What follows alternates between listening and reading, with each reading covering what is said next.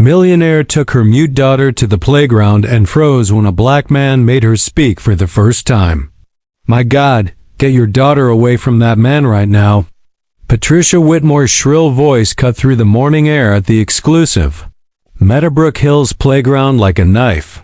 Her perfectly manicured fingernails pointed directly at Marcus Thompson, a 35-year-old black man who was crouching next to a 7-year-old girl.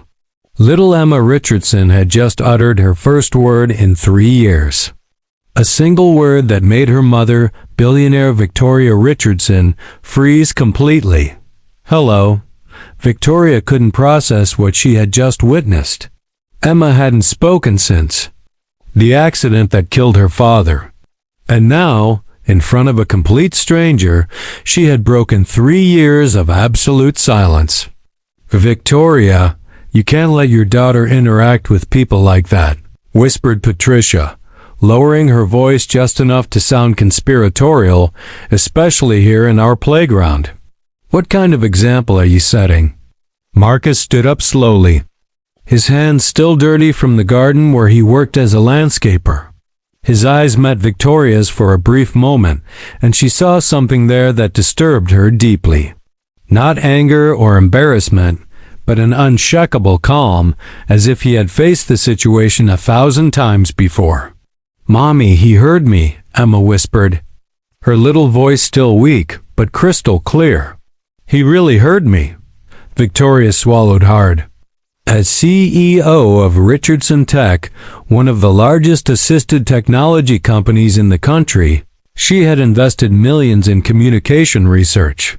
She had hired the best therapists, neurologists, and child trauma specialists.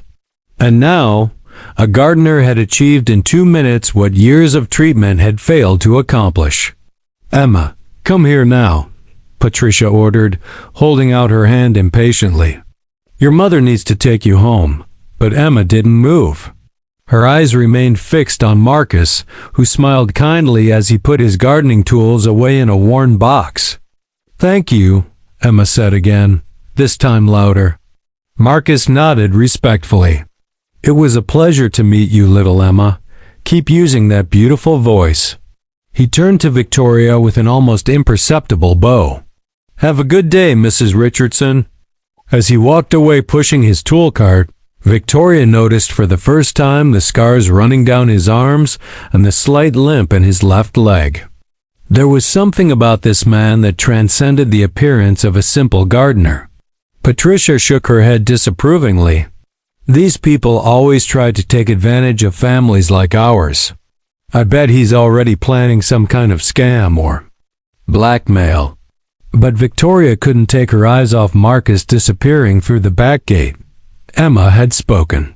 For the first time in 1,995 days, her daughter had used her voice, and not with just anyone, with a man whom Patricia and the other mothers in the neighborhood treated as invisible. At that moment, Victoria realized that there were 2 mysteries before her. Why her daughter had spoken to this particular man, and why she felt that Marcus Thompson was harboring secrets far greater than anyone could imagine. If you're wondering how a simple gardener achieved what millions of dollars in treatment couldn't, stay with us because this story of prejudice and unexpected discoveries is just beginning. And what you're about to discover about Marcus will completely change your perspective on who really deserves our attention and respect. The following Monday, Marcus Thompson arrived at work as he always did 45 minutes before opening time, carrying his worn toolbox and a thermos of black coffee. What he didn't expect was to find a warning letter stuck to the back gate of the Meadowbrook Hills condominium. Inappropriate behavior with minors, violation of professional conduct rules, last warning. Before dismissal. Signed by Patricia Whitmore, President of the Residents Association. Marcus folded the paper calmly and put it in his pocket. At 35, after 2 tours in Afghanistan as a combat medic and 3 years fighting the system to get any job that would take him with his injured leg, he knew the script well. The difference was that this time he wasn't alone in the fight. Marcus. Emma's voice cut through the morning air. The girl ran across the lawn toward him, completely ignoring Patricia's angry shouts. "Emma Richardson, come back here right now." Patricia advanced across the lawn with her usual expression of superiority. "How many times do I have to tell you not to talk to the staff?" Marcus bent down to Emma's height, who arrived panting and smiling. "Good morning, little one. How are you?" "Today? Very well. Last night I told Mom about you, and she was very happy that I did." Emma spoke quickly as if she wanted to make up for 3 years of silence at once. She said, "You must be a very special person." Marcus' smile deepened, but Patricia was already beside them, her face red with indignation. "This is unacceptable. You are deliberately disobeying the rules of the condominium by interacting with the residents." Patricia pointed her finger at Marcus. "And you, young lady," she turned to Emma, "are being extremely rude by ignoring direct instructions." "But he's my friend," Emma said simply, taking Marcus' hand. Patricia grew even more furious. "Friends, what nonsense. You have no idea where this man came from, what kind of life he's had, what kind of person he really is." Marcus stood up slowly, but kept Emma's hand in his. "You're right, Mrs. Patricia. Miss Emma doesn't know anything about me." His eyes met hers with a disturbing calmness, "Just as you don't." Something in Marcus' tone made Patricia hesitate for a moment. There was an authority in his voice that contrasted sharply with his position as a gardener. "Victoria," Patricia shouted when she saw Emma's mother approaching. "I need to talk to you urgently about your daughter's behavior toward the staff." Victoria reached them with an expression that was difficult to read. In the last 48 hours, she had slept only a few hours, obsessed with finding out more about the man who had made her daughter talk. As the CEO of an assisted technology company, she knew the statistics. Children with post-traumatic selective mutism took an average of 2 to 5 years to regain their voice, and that was with intensive therapy. Marcus had achieved it in 2 minutes. "Good morning, Marcus," Victoria said, completely ignoring Patricia. "Emma won't stop talking about you. Mommy, look." Emma let go of Marcus's hand and ran a few steps. "He taught me that when you run in the garden, you have to step on the soft grass, not the hard grass, because the hard grass is hurting." Victoria watched Marcus with growing curiosity. "Do you know about botany?" "A little," Marcus replied modestly. "Gardening helps me." "Stay calm." "Victoria, you can't allow this," Patricia interrupted, exasperated. "The rules of the condominium are clear. Employees are not to fraternize with residents." "Patricia," Victoria said coldly. Emma hadn't spoken in 3 years. "If Marcus has been able to help her, I not only allow this interaction, I encourage it." Patricia's face turned pale. "You don't understand. People like him always have ulterior motives. He's probably already planning some kind of extortion or blackmail." Marcus remained silent, but Victoria noticed how his muscles tensed slightly, like a soldier preparing for a confrontation. "What kind of ulterior motives could a gardener have?" Victoria asked, but her eyes never left Marcus. That was when she noticed it. The posture, the way he constantly scanned the room, cataloging every exit, every movement, the scar on his neck that barely showed above his shirt collar, and most of all, the way he answered questions. Always precise, always controlled, like someone used to being under pressure. "Marcus," Victoria said calmly, "have you worked with children before?" Patricia snorted. "What kind of question is that? He's a gardener." But Marcus looked directly at Victoria, and for a moment, she saw something in his eyes that made her swallow hard. It wasn't vulnerability or gratitude. It was recognition, as if he knew exactly what she was thinking. "I've worked with many people who needed to find their voice," he replied enigmatically. In that instant, Victoria knew 2 things with absolute certainty. First, that Marcus Thompson was not a simple gardener. And second, that Patricia Whitmore had seriously underestimated the man she was trying to humiliate. What neither of them could have imagined was that in the days to come their assumptions about Marcus would be completely shattered, revealing a truth so stunning that it would forever change the way they looked at anyone they dared to judge by. Appearances. That same afternoon, Marcus Thompson did something he hadn't done in 5 years. He called Washington, D.C., Colonel Davidson. His voice was firm, but there was a vulnerability he couldn't completely hide. "This is Dr. Marcus Thompson. I need my complete military records." There was a long pause on the other end of the line. "Marcus, my godson, where have you been? We've been trying to reach you since you left the hospital. You just disappeared." Marcus looked out the window of the small apartment he shared with 2 other veterans. His hands, still dirty from working in the garden, trembled slightly as he held the phone. "I've been finding myself, Colonel, but now I need to prove who I really am. Job problems, discrimination, something like that." Marcus took a deep breath. "I need all my medical certificates, decorations, and especially the report from the mission in Kandahar." "You know that mission." There was another silence. "Marcus, you saved 17 Afghan children from that bombed hospital. You performed emergency surgery without anesthesia for 14 hours straight while the place was under attack. You're a decorated war hero and one of the best surgeons this nation has ever had. I don't feel that way when someone looks at me and sees just a troublesome black gardener." The colonel sighed heavily. "I'll email everything today. And Marcus, it's time you remembered who you really are." Meanwhile, at the Meadowbrook Hills condominium, Patricia Whitmore was having the most important meeting of her career as president of the Residents Association. Sitting in her immaculate living room, surrounded by 5 other women from the local elite, she laid out her plan with the confidence of someone who had never faced real opposition.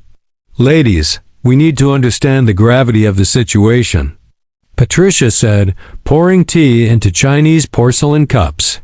"We have a disruptive element infiltrating our community. And now Victoria Richardson, our most influential neighbor, is defending this individual." Margaret Thornton, the mayor's wife, shook her head disapprovingly. "Patricia, have you seen the way he looks at women? There's something definitely suspicious about his behavior with the children." "Exactly."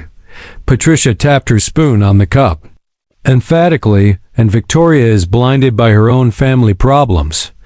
That girl of hers is, well, you know, different. She can't speak normally.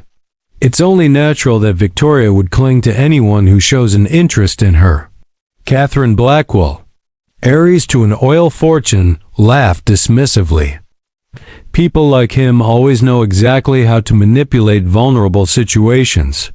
I bet he's already identified Victoria as a target because of her daughter's condition. We need to document everything," Patricia continued, picking up a notepad. "Every interaction he has with the children, every time he leaves the staff area, every inappropriate word. I'll even hire a private investigator if necessary." What none of them knew was that Marcus Thompson had grown up in situations where his life depended on observing every detail, every movement, every word whispered with malicious intent. 3 tours in Afghanistan as a combat medic had not only refined his surgical skills, they had honed his strategic and survival abilities into something lethal. The next morning, Marcus arrived at work carrying something different besides his tools. A small discreet digital recorder and a smartphone that Victoria had purposely forgotten in the garden the night before after programming it to automatically record conversations. "Good morning, Marcus," Emma said, running toward him as had become routine. But today, her mother accompanied her with a determined expression. "Marcus, I need to talk to you," Victoria said, completely ignoring the disapproving glances of the other mothers passing by. "Emma told me that you know a lot about medicinal plants." How does one learn such things working as a gardener? Marcus smiled, but his eyes remained alert. Knowledge is like a seed, Mrs. Richardson. It can grow in any soil regardless of where it was originally planted. At that moment, Patricia appeared marching through the garden with two other women carrying a briefcase and a camera. Victoria. I need to officially document this further breach of protocol, Patricia announced loudly enough to draw the attention of other residents. Employees are not to fraternize with residents, especially not in this intimate and inappropriate manner. Marcus straightened slowly, and Victoria noticed for the first time how different he looked when he assumed his full posture. Taller, more imposing, with a natural authority that contrasted completely with a humble gardener everyone thought they knew. Mrs. Whitmore, Marcus said calmly, may I ask what specific protocol I am violating by speaking politely to a resident who addressed me? Patricia hesitated for a moment, surprised by Marcus' impeccable articulation and professional tone. You know very well that you shouldn't be interacting in this way with people like Mrs. Richardson and her daughter. Marcus finished, his voice still calm, but with an intensity that made Patricia take a step back. Could you be more specific about what kind of people those are, please? Victoria watched in fascination as Marcus, with just two direct questions, had put Patricia in a position where any answer would reveal exactly the prejudice she was trying to disguise as professional concern. It's not about types of people, Patricia stammered, realizing she had fallen into a verbal trap.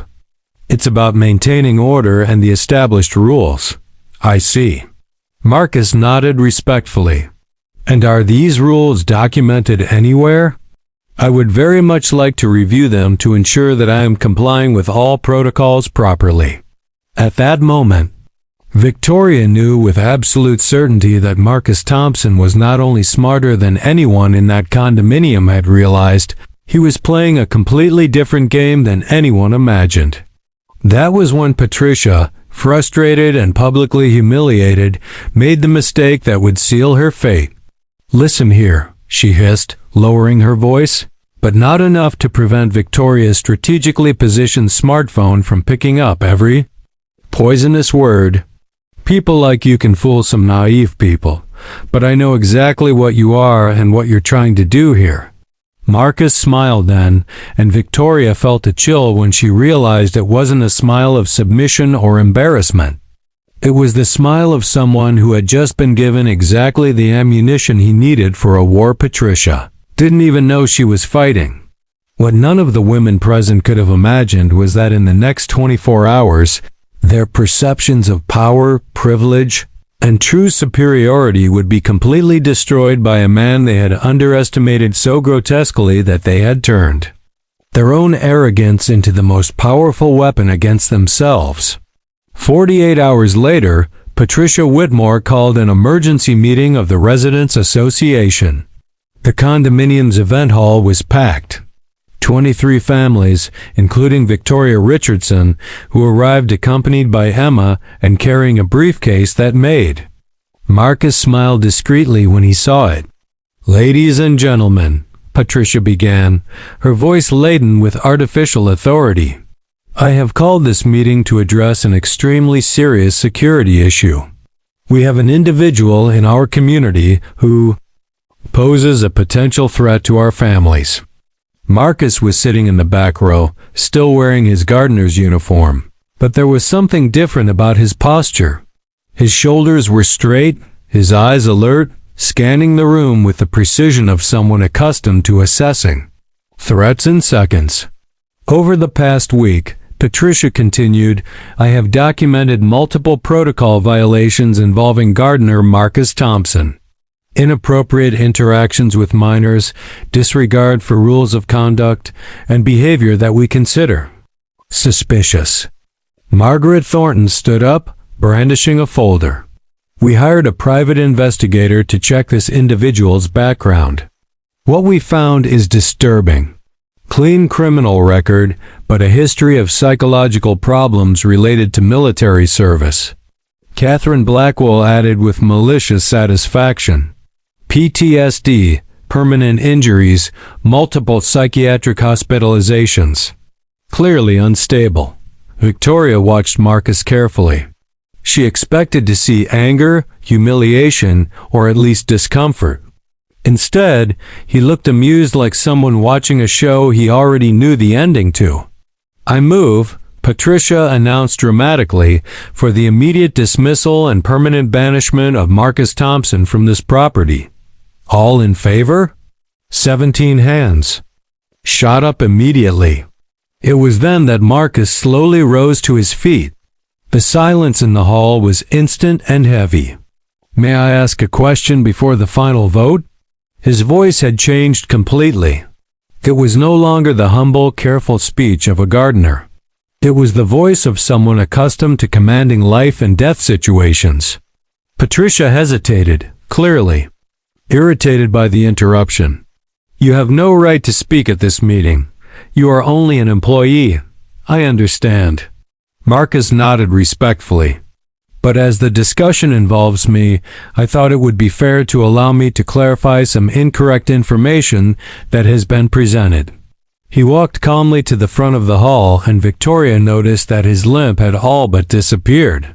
Each step was deliberate, controlled, authoritative. "First," Marcus said, removing an envelope from his pocket, "I would like to clarify my clean criminal record. The lady's private investigator did a rather incomplete job."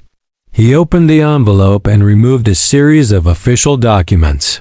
Dr. Marcus Thompson, combat surgeon, United States Army. 2 Bronze Stars for valor in combat. A military medical medal of honor, and he paused dramatically. A presidential citation for exceptional service to the nation. The silence in the hall became suffocating.